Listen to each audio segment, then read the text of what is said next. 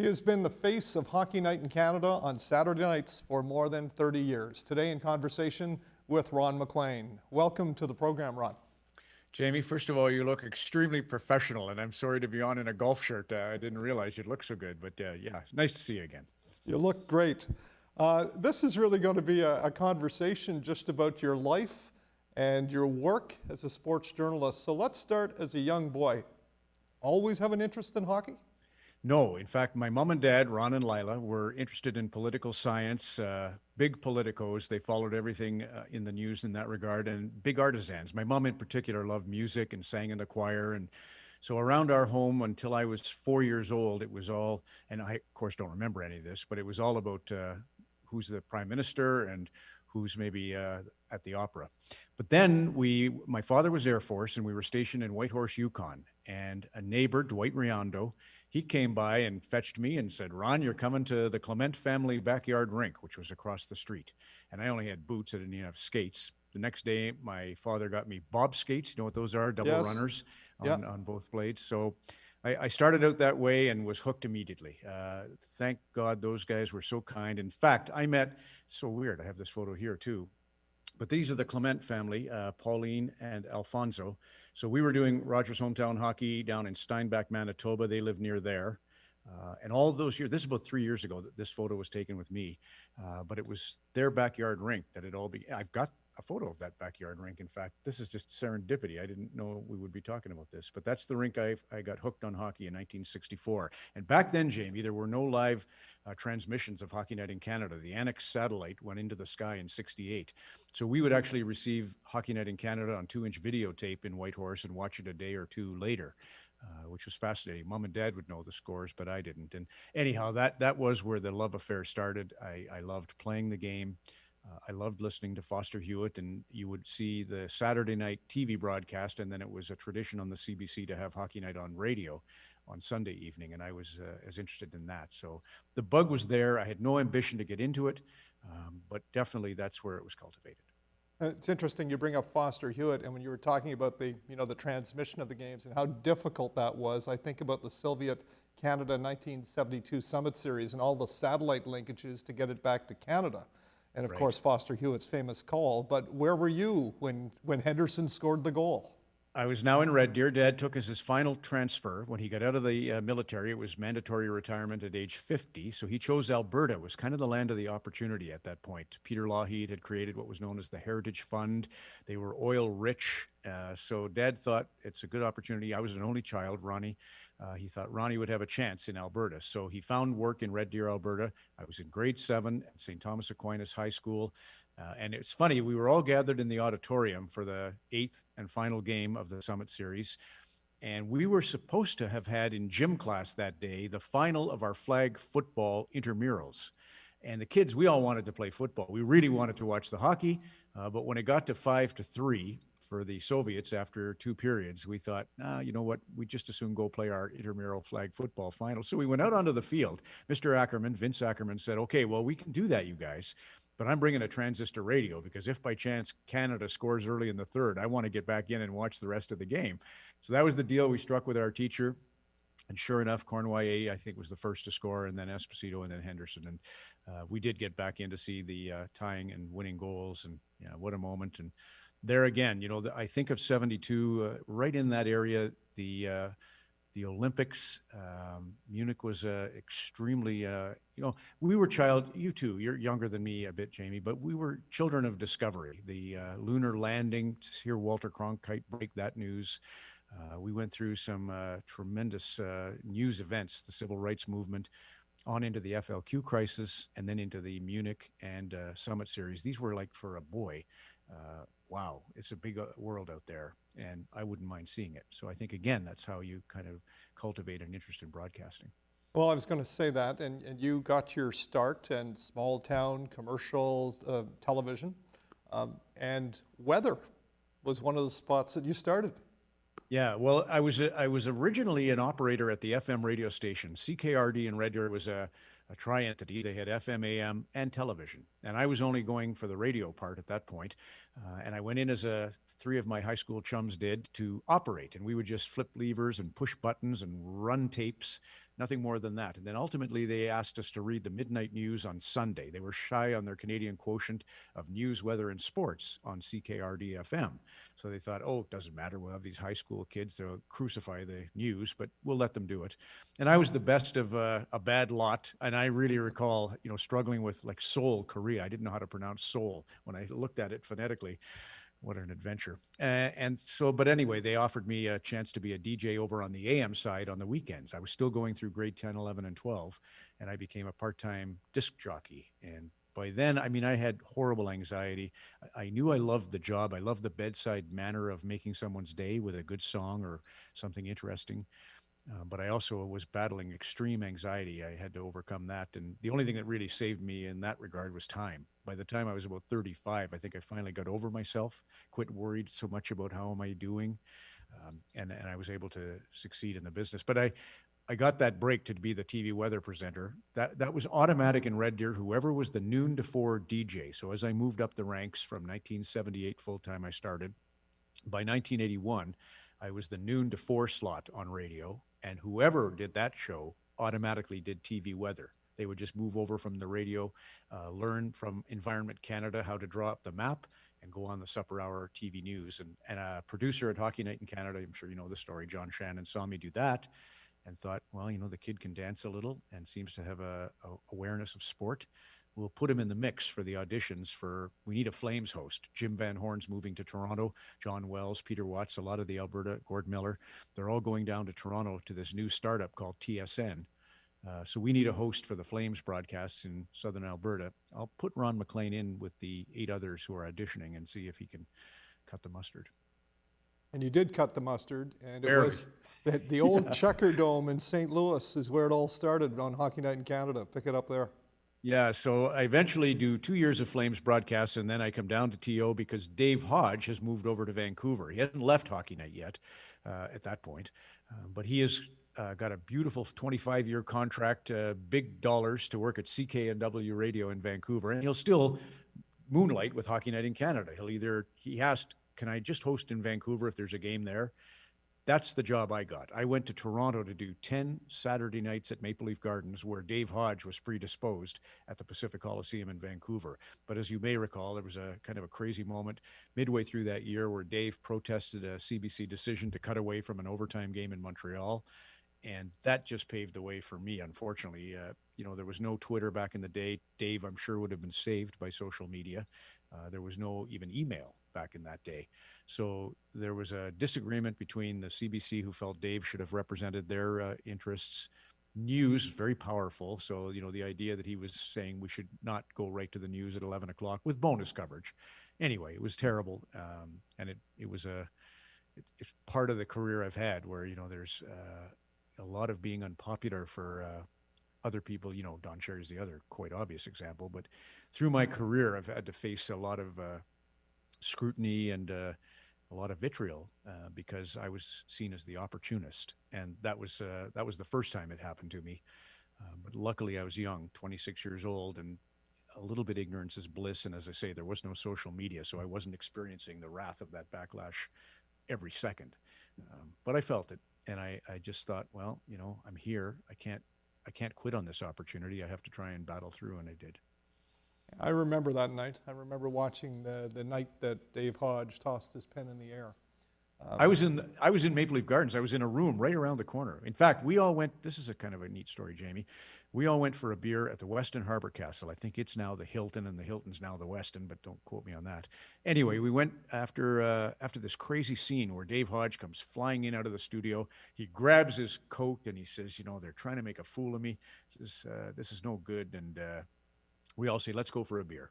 So we go down to the Harbor Castle, and we're sitting there, and Dave Hodge is, commiserating with a lot of the team. And somehow I end up next to Harry Neal. And at that point, I had done maybe 5 or 6 Hockey Night in Canada broadcasts. Harry Neal, famous coach and player in the American Hockey League, he was an analyst. And he said, Ron, it looks like you'll end up in this gig. And if you do, it would be wise for you to cultivate a relationship with Don Cherry. You seem to have a good way with him, and that would be I think, really constructive if you sort of work to make that partnership succeed. And what advice, obviously. And that was led to a relationship 33 years. I want to talk about that, but I want to just circle back to St. Louis, that first experience. Oh, sorry, yeah. Go ahead. That's So okay. St. Louis, well, it's just there's so many things about the first broadcast. I mean, it's a great rink. The old, as we say, it was the Checker Dome. It was one of the monikers it held. They used to play Budweiser music there because that's the home of Anheuser-Busch, and they would play The Saints Come Marching In to welcome the team to the ice. And the arena reeked of ammonia and beer, but it had a certain sort of energy. And I went and did my little beak opening at the end of the arena for Hockey Night in Canada in the Zamboni entrance. And I threw it up to Bob Cole and Harry Neal. And then whack, two guys were plastered against the plexiglass right behind me. And there was blood on the glass. And it was like, oh my gosh, this is like 5 seconds into this game. And they're going to play for 9 weeks to try and win this thing. And yeah, it was great trip. I learned all the little things there about how Bob Cole would have to be in the passenger seat. I would usually be the driver. Harry and Don Cherry sat in the back, and we became a unit of 4 men who worked together for at least 2 decades. And I remember I have a photo. I gave it to a dear friend, but it was a photograph of Don Cherry, Harry Neal, Bob Cole, and myself with the Stanley Cup. We're not touching it, but it's right there in the middle. And the little caption, this was CBC marketing, the little caption was, "We've carried more cups than the Montreal Canadiens." And yeah, it was a really great group that we had. And the pattern was always the same, Jamie, after the game. We would go to the bar, not Bob Cole, because Bob Cole drinks Captain Morgan dark rum, and you can't get that in the United States. So he preferred to sit in his room and have a Captain Morgan rather than come down and have that awful Myers stuff. And I'm not knocking you, Myers, if you're watching, but that was Bob's preference. So I would have a beer or two with Don, who was usually the first to leave, and then Harry, and then I would go to Bob's room and sit and, pull at him and his wisdom. And he was incredible. I'm sure, when you get a Bill Kutchke, you didn't get to actually pick his brain, but I know you would have loved to have. I was blessed to have Cole as sort of the guy that he was like you. He was into the broadcasting. The other two were into the hockey more than they were the broadcasting. Me, as a nerd, having worked my way up in broadcasting, I wanted to see how Bob thought about things. It was great. Bob Cole, I'm glad you brought him up. I remember so well Philadelphia, the Red Army team. They're going home. They're going home. The Mario Lemieux. Look at Lemieux. Some famous calls. Stand up and cheer hockey. Stand up and cheer Canada. Was he the best, do you think, on Hockey Night in Canada? Because there were some good ones. Danny Gallivan, That's a hard Bill one, Hewitt. yeah, because Gallivan brings such a command of language that was spellbinding. I think Foster, he had that crackle. Dick Irvin has a little bit of that. Yeah, I think Chris Cuthbert have a certain pitch that's is distinctive. But what Bob had that I don't think anybody will ever trump.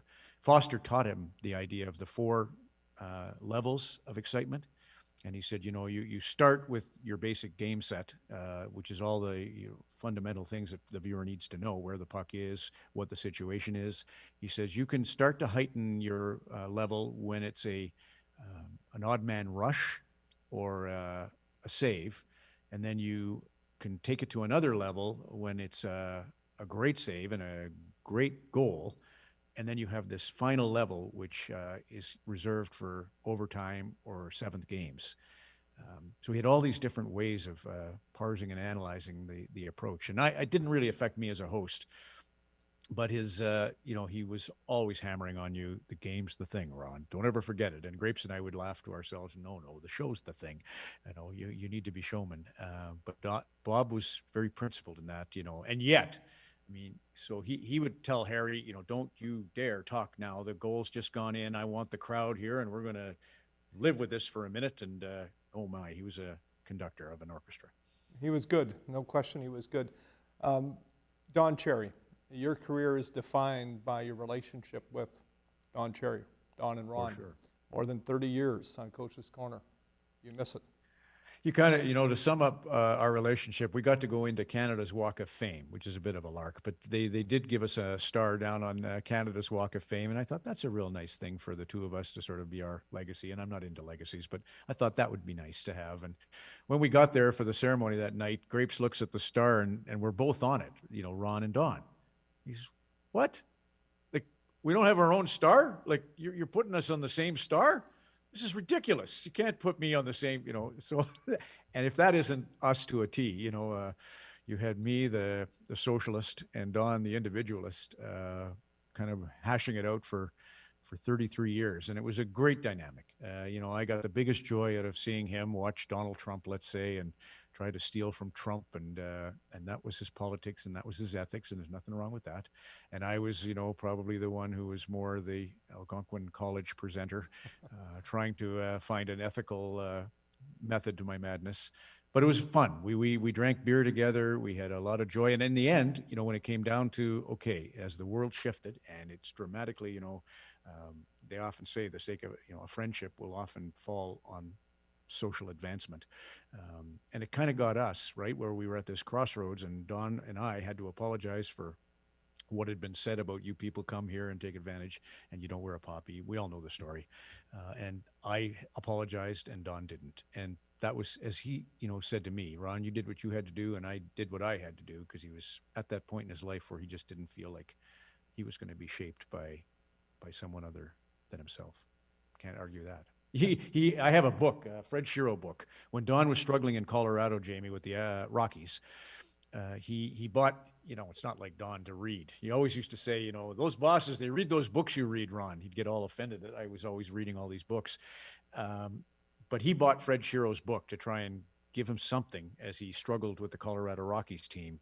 And in the end of the book, he wrote a really touching note to himself about, it's too bad Lanny McDonald's flying back and forth, and it's too bad Ronnie Delorme got hurt. It's too bad that Hardy can't stop, beach ball right now. He says, and the owner's after me. There's no doubt about that. And the GM is after me. But to thine own self be true. You have to paddle your own canoe. He wrote that to himself, and I have it, and kind of sums up Don, right? I want to talk a little bit about some of the great games that you've been a witness to, some of the rinks that you've been into. I know you have a preference for the Montreal Forum. So let's start there with rinks. Why the Forum? Well, the Forum just glistened. You hear about these cathedrals when you're a boy growing up in Whitehorse and Red Deer, and then you get to see them, and Maple Leaf Gardens was a letdown. It was kind of sooty and dirty. It got cleaned up in the 90s by a new ownership group, took over from Harold Ballard, but it just didn't have it when I first saw it, whereas Montreal lived up to the billing. It was sparkling, even if it was a little old. The paint on all the seats, it's kind of like when we were at PMC, and those are 70-year-old seats, but they look good. Some of them are a little worn, but they still have a fresh coat of paint, and the whole rink there shines. And that's what, and Quebec City did too, the old Colisée.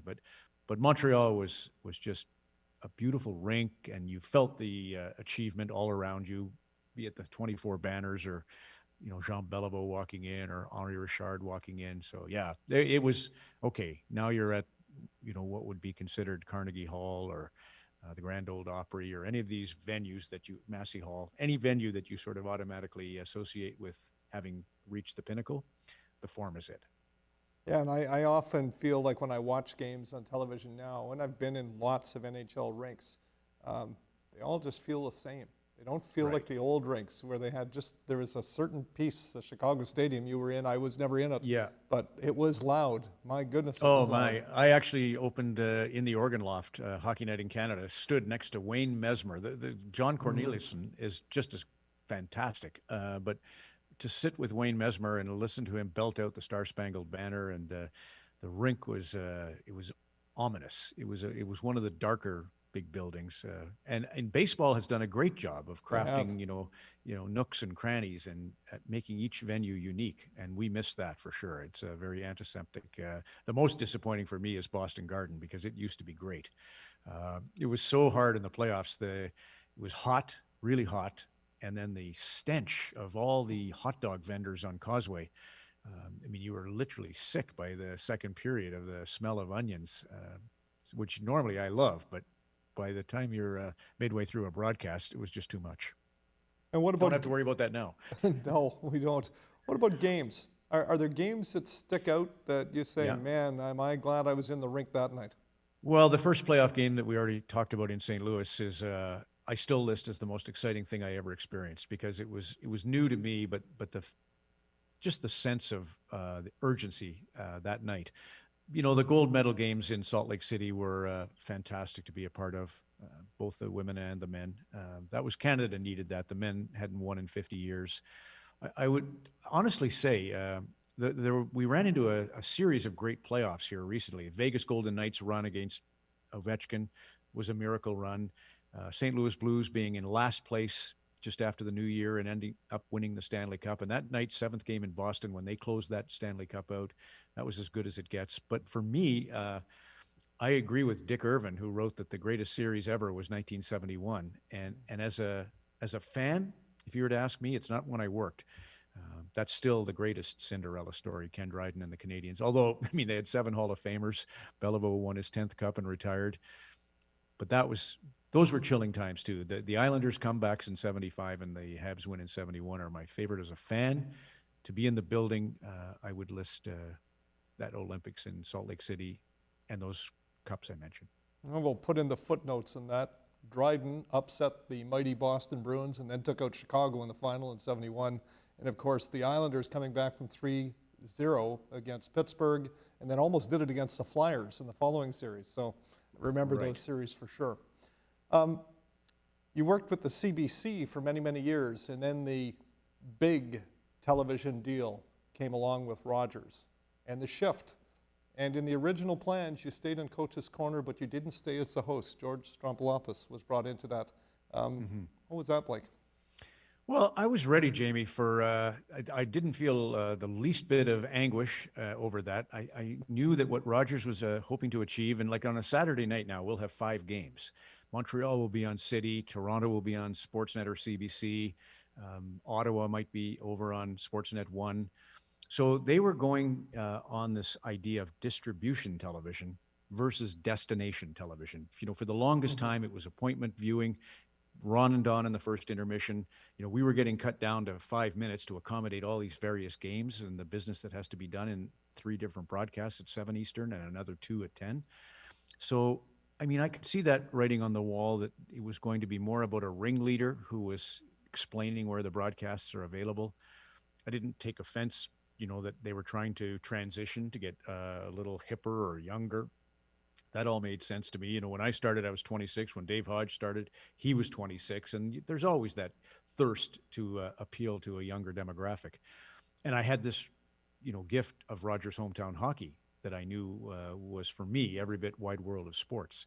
So nothing about it bothered me. And I always felt that poor George didn't get the opportunity to do the, form interviews that he's so good at because they were so fascinated with the technology. There was a lot of special effects efforts to win over the kids, like Fox did with their glowing pucks and their robots.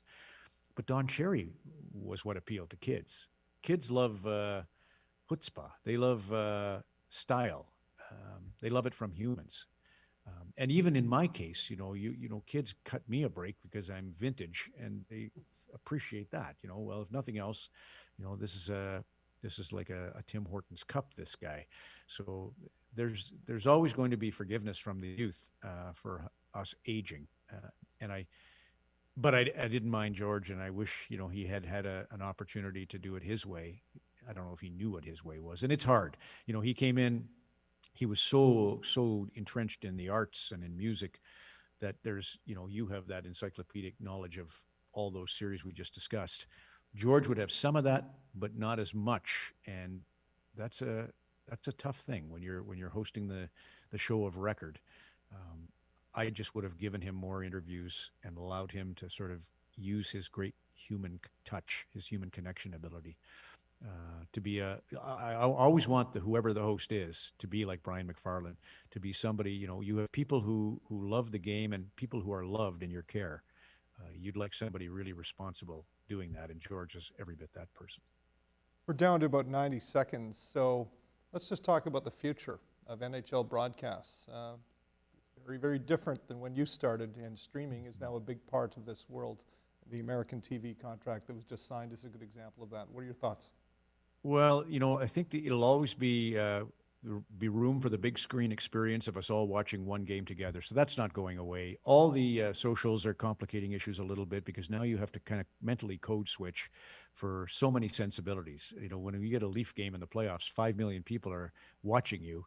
And when you get flip, as I love to do, I usually try to be funny, if that's the word, to make the guest comfortable. But that making the guest comfortable could come at the expense of offending someone. And I think that's going to be the great, thing that you and I navigate as we go. And for me, I, just knock on wood, I'll stay healthy. And I assume they'll transition Hockey Night at some point to another younger host. But I'd love to be a part of that hometown hockey if it can endure, if we stop having pandemics. Well, Ron, it was great to have you in Pembroke a couple of weeks ago for hometown hockey. Thanks for coming, and thanks for telling Pembroke's hockey story. It was wonderful. Thank you for telling it to us to tell. So thanks, Jamie. Yeah, always a pleasure. You presented it much better than I would have. No, I wouldn't. Yeah, no, I didn't. Today in conversation with Ron MacLean, the longtime host of Hockey Night in Canada. Thanks for watching. We'll see you next time on In Conversation With.